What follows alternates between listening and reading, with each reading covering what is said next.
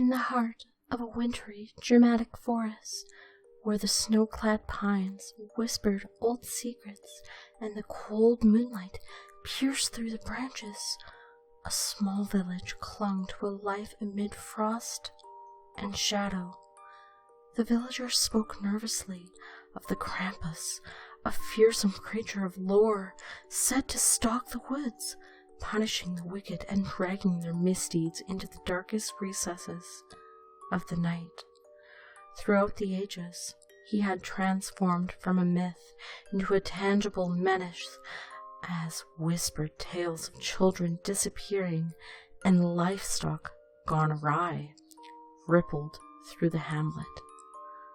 Rosalind, a spirited young woman, had always felt the weight of these tales, smothering her village. After witnessing her neighbor's mischievous son vanish without a trace, the stories began to gnaw at her resolve. Determined to uncover the truth behind the creature that haunted her home, she ventured into the heart of the forest, under the cloak of darkness, armed with only a lantern and her unyielding will. The biting wind nipped at her skin, but her heart burned with a fire of purpose. She wandered for hours, her breath forming frosty clouds in the frigid air, listening intently for any sound that hinted at the presence of the legendary beast. But instead of a howl or the crunch of heavy footsteps, she heard only the soft murmur of the wind and the quiet rustle of the snow. Just as doubt seeped into her mind, a flicker of movement caught her eye. Rosalind followed the shadow, her heart racing, until she stumbled upon a hidden clearing, blanketed in untouched snow. There, amidst the moonlight expanse, stood Krampus, a figure both magnificent and terrifying. Clad in dark fur, adorned with intricate antlers and ominous bells, he loomed with an otherworldly presence. But as she gazed into his eyes, she saw not the rage of a fiend, but the sorrow of a creature misunderstood. "Please," she breathed, taking a step closer. "I mean you no harm." Krampus turned, caught off guard by her voice. He was a being of the night, each glimmering bell upon his body a reminder of the fear he inspired. Yet his gaze revealed depths of sorrow and loneliness that belied his fearsome reputation. "I am not what they say," he murmured, his voice deep and resonant, a rumbling echo within the quiet. "I am their shadow, their exploration of fear, not wickedness. They fear what they do not understand." Rosalind's heart thumped with an unexpected compassion. In the tales shared by the fire, Krampus was depicted as a creature of vengeance, yet here he stood, a protector of the naive and the unruly, thus his condemned to wander alone. "I can help you," Rosalind said, her voice steady, her resolve crystallizing. "The villagers will never understand unless they see the truth."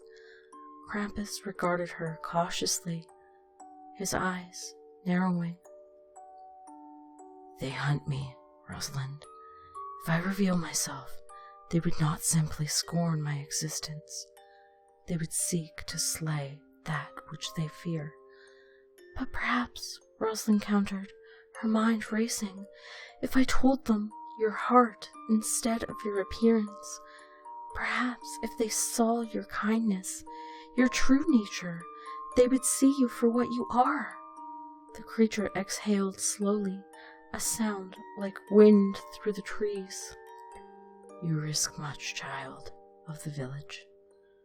Do you not realize the darkness that resides in their hearts?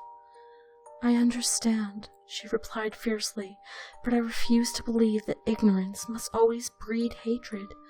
I want to fight against that ignorance, for you and for my people. With a heavy silence settling around them, Krampus contemplated her words. Then I shall trust you, but know this, the cost of protecting me may not only be your safety, but the safety of your kin. Rosalind nodded, feeling the weight of her decision. She knew what she had to do. When she returned to the village, the air was thick with fear and whispers of the creature that lurked in the woods. Gathering a small group of friends, she implored them to listen, to understand. The Krampus is no monster. He is the protector of us all, and we must come to know him. But the villagers, bound by long-held beliefs and riddled with panic, refused to heed her call. You speak folly, Rosalind, they shouted, their voices trembling with fear. The creature must be hunted down.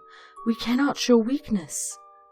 Regret gnawed at her heart, but she would not yield. Then I will bring him to you, she declared, a last-ditch plea. You will see the truth for yourselves. With determination coursing through her veins, Rosalind led the villagers to the clearing. As they reached the snowy expanse of the night, she called out, Krampus, come forth. The massive figure emerged from the shadows, his form illuminated by the flickering light of Rosalind's lantern. The villagers gasped, eyes wide with fright, at the sight of their worst fears materializing before them. But instead of aggression, Krampus stood poised, calm but cautious. Why do you summon me? His voice echoed across the glade, a rumbling threat that belied the grace of his posture. Rosalind stepped between them and her villagers, her heart racing.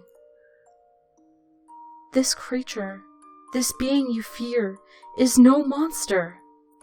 Yet panic surged within the crowd as they gripped their weapons tightly, their trust faltering. Rosalind, step aside, the village elder's voice cracked with desperation. No, she shouted, her voice breaking. If you harm him, you harm the heart of all that he protects. In that moment, a hush fell over the gathering, a soft shudder as fear wrestled with the glimmer of understanding in their eyes. Krampus stood firm, muscles taut, yet beneath his fierce exterior, he bore the weight of centuries on his shoulders, waiting for the villagers to see him as he truly was. What he did was in defense, Rosalind cried. He is here to guide the lost, to protect the innocent, not as the harbinger of despair, but as the keeper of balance. Slowly, her words pierced the veil of ignorance, and the tension began to thaw. The elder lowered his spear, breathing heavily. But was he not responsible for the misdeeds we associate with his name? It was never him who chose the wickedness of men. Rosalind pressed, her heart racing. It is us who must learn to distinguish between righteousness and folly. The creature is not our enemy, but a part of our world meant to teach us compassion. Krampus's presence seemed to soften, the menace in his form retreating as the villagers began to see him for the protector he desired to be. A heavy silence fell upon them, thick with the weight of realization. Finally, the elder spoke, his voice trembling with humility. Perhaps we have judged him too harshly. With the small glimmer of understanding, salvation was earned.